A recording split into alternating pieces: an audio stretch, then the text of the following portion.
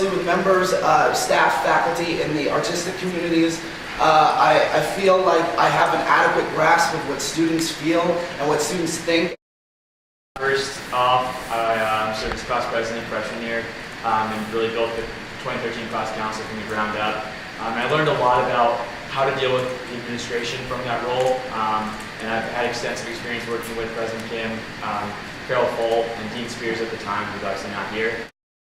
Last winter I met with Dean Johnson and the Director of Financial Aid to discuss our student contributions, which are one of the highest in the Ivy League, with the creation of my own major, which is a health and human biology major. Not only did I make this program for me, but I have served as a mentor to other students hoping to create this program.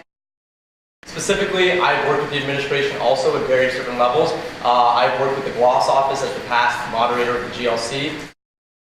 Being the UJ who tells my residents, what do you guys want to learn? What do you guys fear about at Dartmouth? And can I help you with that? I think another role that I've held on campus is being a representative on COSO, which is the Council on Student Organizations.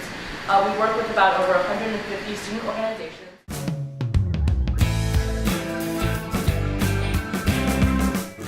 The most important thing that SA can do for these three issues is educate and publicize the accomplishments of the various groups on our campus. Yes, our statement, GT, that we need to work with our Greek system to do these educations is in stark contrast to what she stated yesterday, saying that it's not SA's role to be involved in the Greek system, that's GLC's role. What I said last night was that it's not the role of SA to legislate the Greek community. To say that SA should not be involved in discussions involving the Greek community is A, not what I said, but B, anyone who proposes that doesn't know what they're talking about. To work with any group on campus that's a social group, any group on campus that has the ability to reach people and say, listen, these are problems and we can provide help to you to train your members in these issues. What SA can really do is sort of define what hazing is, right? I think there's a difference between welcoming new members and treating in such a way that we are demeaning people. We sort of have to look at the underlying reasons of why students are drinking, right? Like, are there emotional issues? Are there academic issues, personal issues? I think we really need to strengthen our counseling services.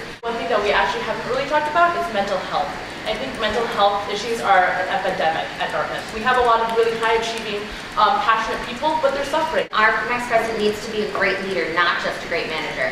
I want someone who understands Dartmouth and our values, and that we're not Cornell. We don't want to be Cornell. We want to be the best kept secret in the Ivy League. I want someone who has experience, who has spent time at our school, whether it be as an alum, as a faculty member, someone who understands the complex institutions and the traditions and the problems that Dartmouth faces. You can look at the President King form and kind of just go the opposite. I met with campus leaders. I've met with people in Alianza, NAD, SAC, IFC, Panhandle, DOC, various other groups, and they told me that they love the idea of creating a representative that represents their group and that comes to SA and has this responsibility. Real, again, I would ask, how is giving them a responsibility and creating a position any different than what Eric suggested when he literally created the position of committee chair for student experts? That is exactly what he did, and those committee chairs were invited to come to SA every single week. This attendance policy that you talk about, yeah, because people love coming to things when there are a lot more rules. I think that's the reason for people to stay away. One issue that we're not talking about, which I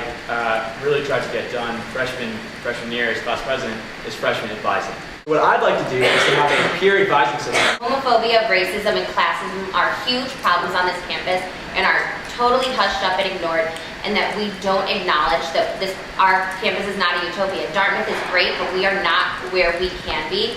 Aaron brought up issues like homophobia, racism, and classism. Those are not Dartmouth problems, those are world problems. And to think you can eradicate those by holding forums is a beautiful notion, but it is simply not true. You need to kind of enact things like increase gender-neutral housing, increase gender-neutral facilities, increase social spaces, increase alternative social spaces that kind of innovate off the underage drinking thing. You need to... We're all aware that forums are a running joke on this campus because there are so many, and yet talking about stuff simply doesn't cure anything. We need to bridge the gap between discourse and steps taken. Student voice and student input is not unique to any of us. Look at all of our platforms. All of us want student engagement. All of us want student voice. I think this arguing here just isn't working.